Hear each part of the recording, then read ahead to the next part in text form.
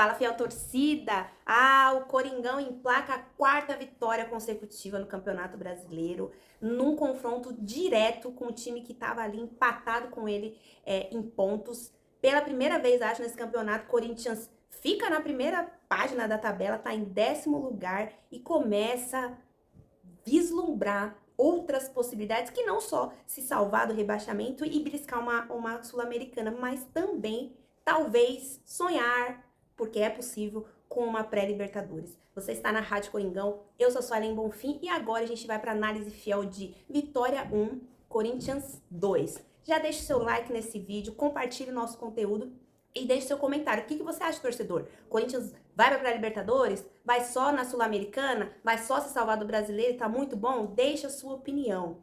Quem diria que o Corinthians teria esta arrancada? Olha, torcedor, desde 2020, o Corinthians não conseguia emplacar 4 vitórias seguidas no Campeonato Brasileiro.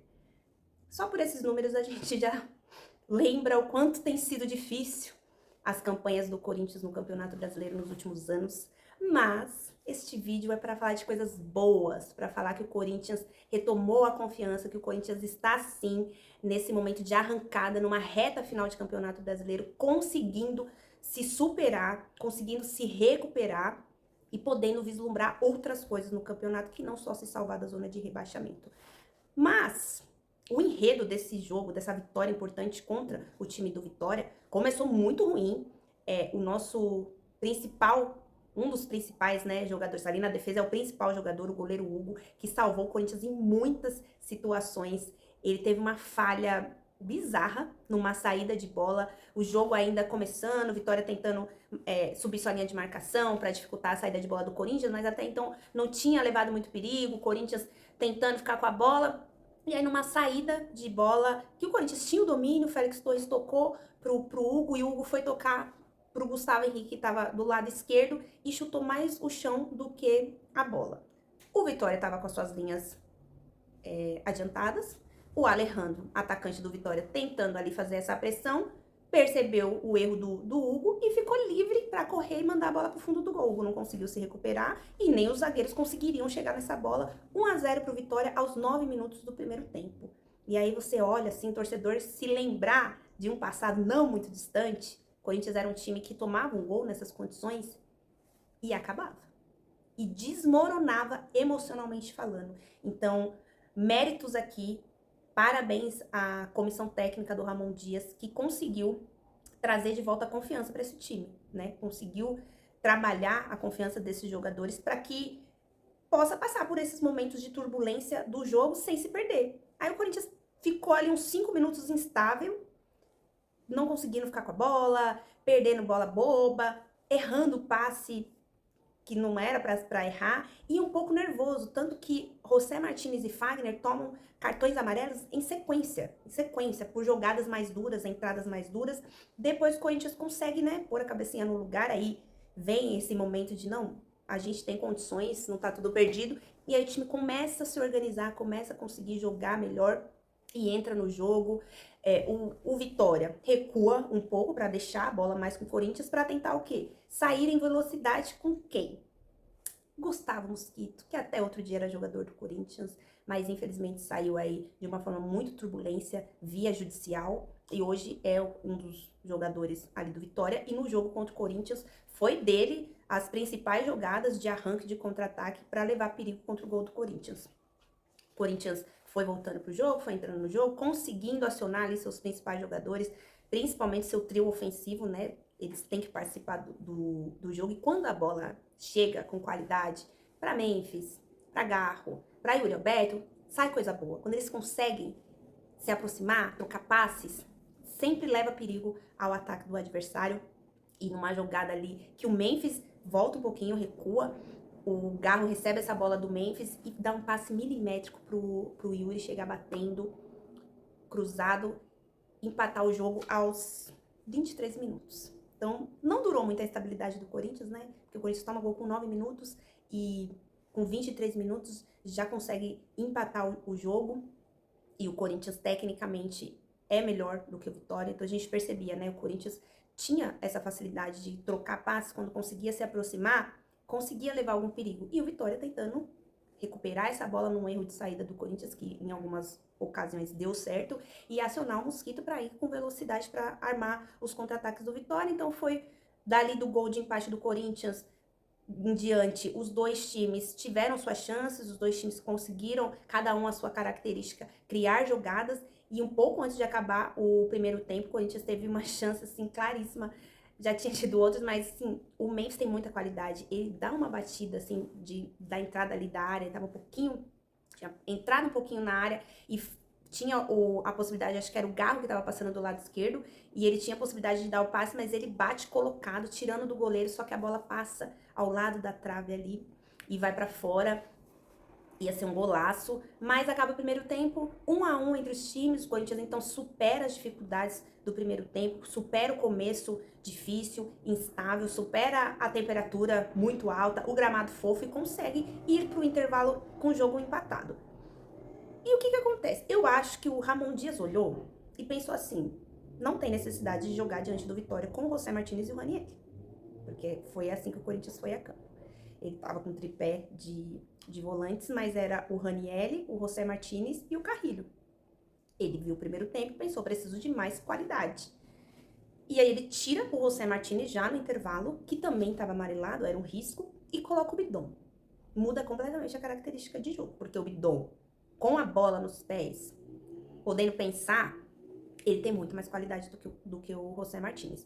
Porém, sem a bola, para fazer combate, dividida, aí ele perde, porque ele não tem essa combatividade. Tanto que logo no começo do jogo, acho que nem tinha ainda, né, o jogo nem tinha aquecido ainda, ele perde uma dividida ali, permite uma jogada de contra-ataque do Vitória, porque ele não tem isso.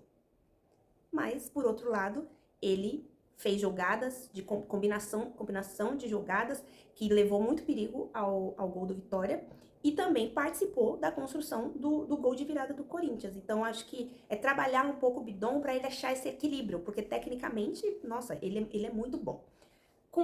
Começou o jogo, então o Vitória veio para cima do Corinthians no segundo tempo, tentou, né, fazer essa pressão do time da casa, tentar sufocar o Corinthians para voltar a ter vantagem no placar. E logo aos 5 minutos, num erro de saída de bola do Corinthians, o Vitória recupera essa bola, aciona Gustavo Mosquito, que faz um passe e já entra pra área para receber de volta o passe, e ele recebe um passe na cara do gol e bate, o Hugo faz uma defesaça, só que dá rebote, Gustavo Henrique bate de novo, e aí o Gustavo Mosquito bate de novo depois de receber, de ficar com rebote, e o Gustavo Henrique consegue travar e tirar o perigo dali. O Hugo se redimiu, né? Não que ele precisasse, né, gente? Mas mostrou que ele não ficou instável no jogo, porque teve vários momentos que ele precisou ser acionado, precisou fazer defesas, intervenções, e ele estava seguro, não ficou abalado. E quando aconteceu aquilo com ele logo no começo do primeiro tempo, ele recebeu muito apoio. Não só dos companheiros dele, que logo colocaram ele de novo para fazer saída de jogadas, saída de bola ali, tocando a bola, e da torcida também, que gritou o nome dele, isso foi muito importante para ele. Então, o Hugo não apresentou instabilidade, salvou o Corinthians nesse momento que estava 1-1. E o Corinthians, aos 24 minutos do segundo tempo, numa jogada novamente do Rodrigo Garro, que tinha um pouco antes perdido um gol de dentro da área, ele bateu de dentro da área após receber um bom passe do Fagner, numa jogada que começa com o Bidon, o Garro desperdiça, mas logo em seguida ele dá um passe de novo milimétrico, deixa o Memphis cara a cara com o goleiro, ele bate na saída do goleiro, 2-1 pro Corinthians de virada, um time que há um tempo atrás a gente olharia e falaria não teria forças, né? Mas conseguiu virar o jogo, conseguiu ficar com a cabeça no lugar. O Memphis, que veio para ser um jogador diferenciado, para fazer a diferença, para ajudar o Corinthians a se salvar, tem feito isso, tem sido muito importante, apesar de ainda ter algumas limitações por conta do físico, porque tecnicamente ele é muito bom jogador, mas às vezes o corpo dele acho que não acompanha a cabeça, mas ele tem melhorado cada vez mais e tem sido muito participativo. E esse trio ofensivo do Corinthians, né, nos últimos jogos tem sido muito eficiente, muito... Garro, Yuri, Memphis, uma hora é o Memphis dando passe pro Garro, outra hora é o Garro dando passe pro Yuri, outra hora é o Yuri dando passe, e os três fazendo gols, os três sendo participativos, e têm sido fundamentais para esse momento do Corinthians, para essa arrancada do Corinthians, esse sprint final. E olha, torcedor, Desde 2020, o Corinthians não conseguia emplacar 4 vitórias no Campeonato Brasileiro. Isso diz muito do que tem sido as temporadas do Corinthians, mas nesse campeonato o Corinthians está conseguindo fazer, nessa reta final, uma arrancada incrível e, a depender do que acontecer, o Corinthians tem jogo, confronto direto com o Vasco, com o Cruzeiro, que estão à frente do Corinthians hoje. A depender do que acontecer em Copa do Brasil, aliás, Copa do Brasil já está, nesse momento que eu tô gravando o vídeo, já teve o campeão que foi o Flamengo, então já vai abrir uma vaga a mais porque o Flamengo tá lá no G4. A depender do que acontecer na final da Libertadores, pode abrir outra vaga. Então o Corinthians tem que fazer a parte dele. Se livrou do rebaixamento, eu acho que finalmente, apesar de matematicamente a gente saber que ainda tem chances de cair, mas animicamente, e aquilo que o time tem apresentado dentro de campo, dá indícios de que o Corinthians não vai ter uma queda de rendimento tão brusca a ponto de voltar para a zona do rebaixamento. E agora começa a poder traçar outros objetivos, porque o principal, acredito que conseguiu já realizar, e tentar aí uma vaga, uma Copa, não sabe se vai ser a Sul-Americana ou a pré-Libertadores, mas tem condições aí de brigar por uma pré-Libertadores. E se for para a Libertadores, garantir uma vaga na Copa do Brasil, que seria fundamental para aí sim o calendário de 2025 ficar bem recheado, ter bastante jogos, e financeiramente a gente sabe que isso vai ajudar muito o Corinthians. Bom, por hora o Corinthians pausa agora por conta da data FIFA, ele volta a campo só no dia 20 de novembro contra o Cruzeiro, que vai vir jogar com o Corinthians com a cabeça na final da Sul-Americana. Então, pode ser que seja um time mais misto que venha, e o Corinthians tem que tirar vantagem disso, né? Jogando em casa, tem que fazer a lição de casa, ganhar aí de Vasco, de Cruzeiro e torcer para combinações de resultado. O que você acha, torcedor? Partiu Libertadores? Uma boa semana para vocês e, claro, vai Corinthians!